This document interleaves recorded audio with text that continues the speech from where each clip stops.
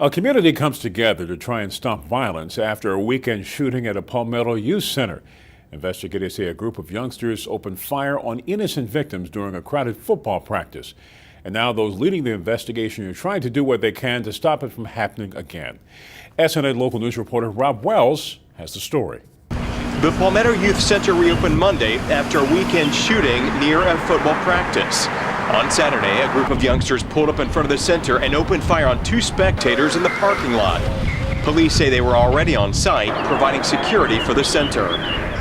These young kids with two handguns in a vehicle thought that they could shoot and kill in that parking lot with two officers on duty there. The suspects tried to speed away, which resulted in a police chase that ended in Bradenton.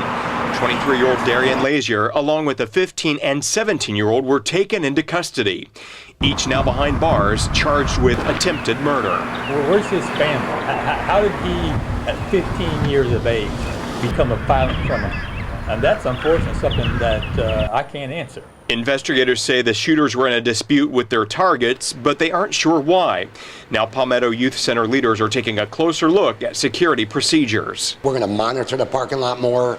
We're going to put our ear to the ground, maybe follow Facebook and talk to our kids a little more and see what's out there, what's going on. A town forum meeting is planned for later this week at the center. Local police plus church and school leaders all on hand to discuss ways to break the cycle of violence.